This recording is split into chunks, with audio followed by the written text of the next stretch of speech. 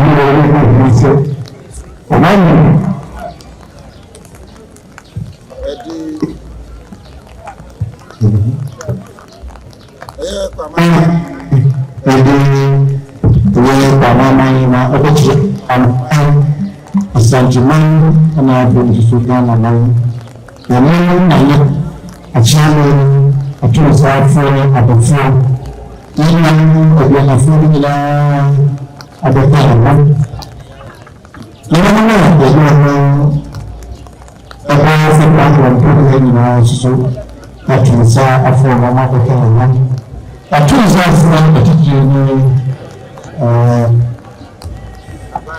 ahọ ahọwọ a ọgbọ abẹwò awọ ni ìsàmì nípa ayé àtẹlẹ akọ àbá yẹdi náà ṣe èyí ọmọ yìí máa ń yí máa sáàmì ọgbẹsùn pàmòmá ọgbẹsùn àsàntùmọ nàmúra nàmúra òṣùwà òṣùwà nínú ọjọ́ fún ìlú ọmọ ìlú ńlá máa yẹ ọmọ ṣíwá pàmòmá àsàntùmọ yẹnu máa ń bẹni lọ tìmọba ìlú bíyà ní àbá ìlú tí èyí ní ìlú ìṣẹ̀lẹ̀ ní tuntun máa ń nà ìtùnú ọ̀fìn náà.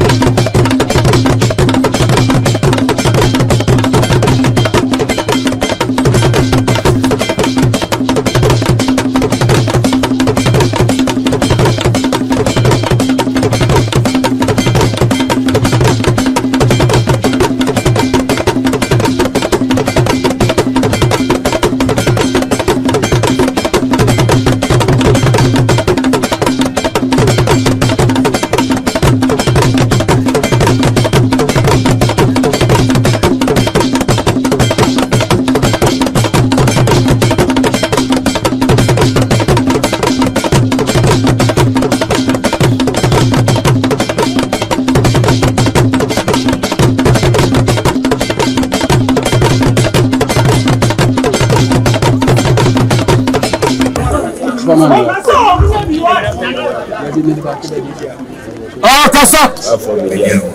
Ziem. Ziem. Ziem. Ziem. Ziem.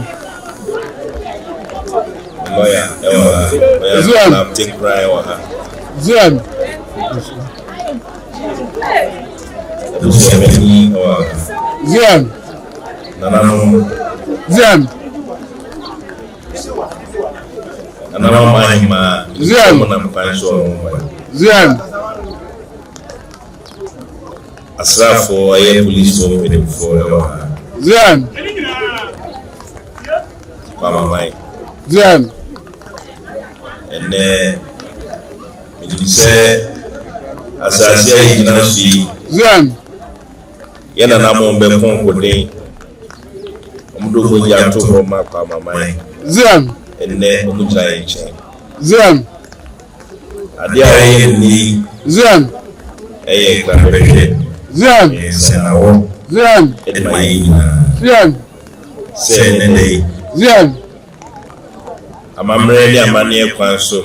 Ziem. Pa mama ina mami. Ziem. Ye wo say ye. Ziem. Ye na mamre so. Ni Ziem. amane so. E wo say ye. Ziem. Ya mi adom. Busia kwa kamo. Ziem. Am ye tusa na mo ni ye bi. Ziem. Eduru enne se yede ye mami e be kire pa mama ye. Ziem. Eni adofo. Ziem. Eni biase. Ziem. Media for no nyina wa ha opem so for wa ha. Ziem. Asante man so wa ha. Ziem. Me asante so wa ha. Ziem. Baby media for no bi wa ha. Ziem. Wala so wa.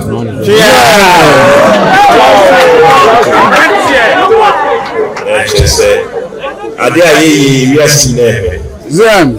Ya ye amana efe. Ziem. Ene dey Ziem.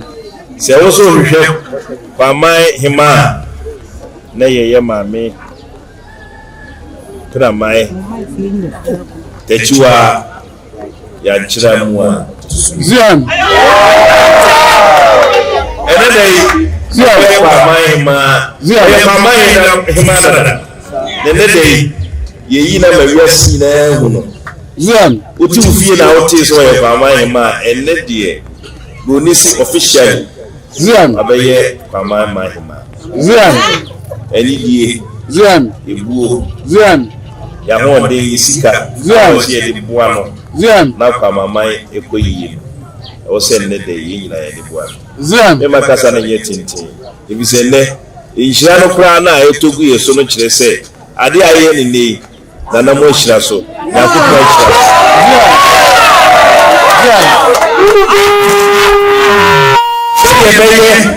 na adansi dia ba munti me kwa me nso ne nsa me godfather wa eye asante achim do miabra ebra me bra kunya no ono na di mi dwa to akoye ono na tine mi a du sabri Bani ya batu. mi wi ye so mi ni chipro de bia frame mi ni komo Ziem. mi ni wa ko sunya em say wa do for my ni sunti mo da bi ruwa so wa bi ruwa sana ye wi program Ziem. Nana wa hima so wa Ziem. nzuniti ena ye no se ye be ya nzuni fa ye ko kapke Ziem. enti me papa sante akim do miabra eni mi ye kuma tikuru Ziem. omu nyina no skame ho na ya pija me ma me nsa na eni mo nyama o se de hye no ye ya hye Ziem. Algam fi do ko ma ye yi me fa ye ma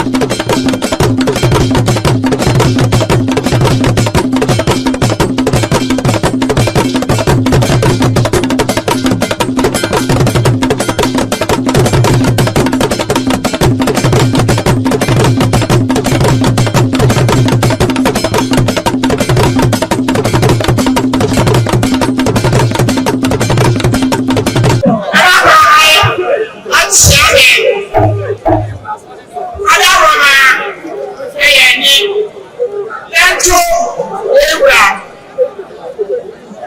adawama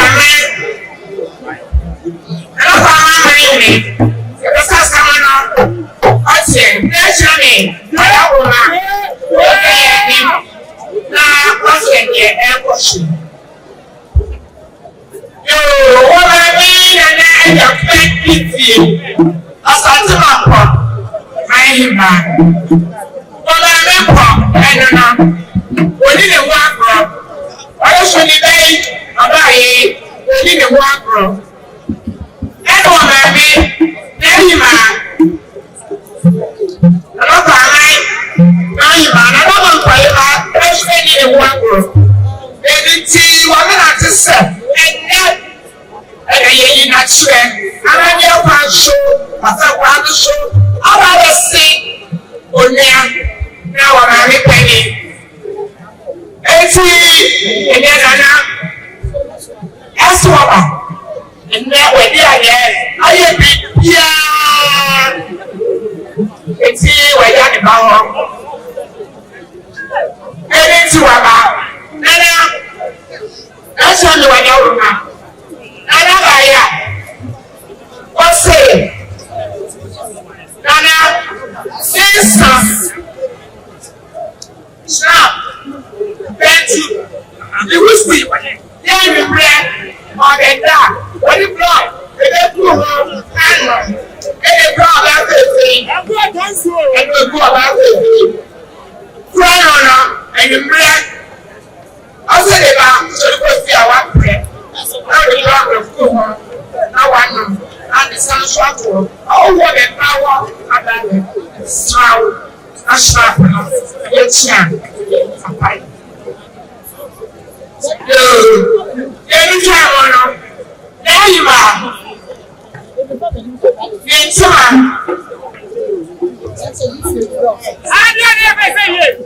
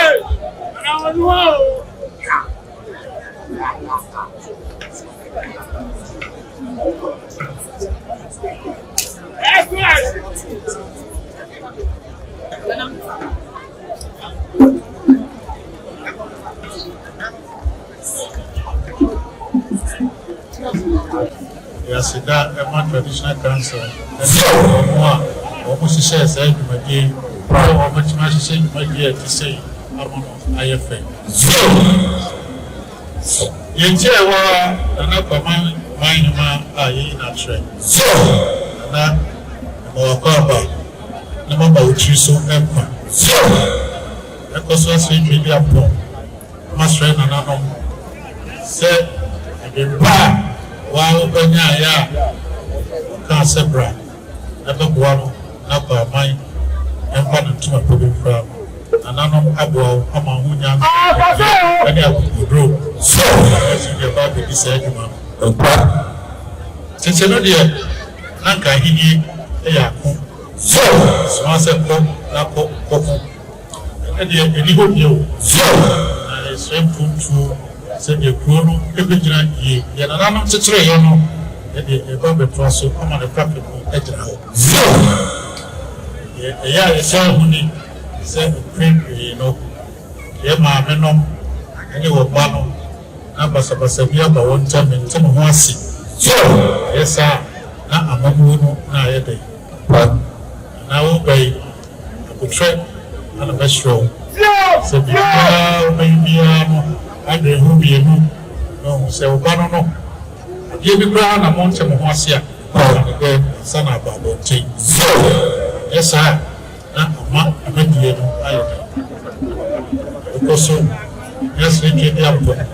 And you also hear the one, my dear, and you for her. So, when you had said, maybe I mind somewhere, and you were more unanswered, if he's a big so, and a man also, yet I heard as I tell my money and money and said, you see, share, young can never done it. So, then, you know, him out their trade. We were here, not to be their corporate so, that there wasn't a possible female and need care for so. About the therapy, about. Son, my boy, and everybody have too many. But we said, another way is a camp. So, I was a camp of 1 mile to me, I was just a camp of so, and too many people who did now. Everybody said, and I must start to go. And another my year, and you are to home, and I know. Again, the above teachers, and you have to show you. So, yet, any class at home, and you know, they are not fine. So, do the business here, and to talk and fun coming in my so, I am here, we do, but here I have a first house, and I'm a red earth, and you're manning your face. So, share a hope, you'll find your first one, the day, your man, your home. So, I know. They drug on my mind, my traditional council said, when you're share the same by her said, even when you're not touching. So, I'm now by Yassi. See, to be a phone and another, so baby, I'm by Bia, some more quiet. So, we are going to try Moon Conco, Namun could be Joe, and I say a poor Manas and another my so, I left the tour, brother, about cheap by my pub. So, I got the offer. So, yeah.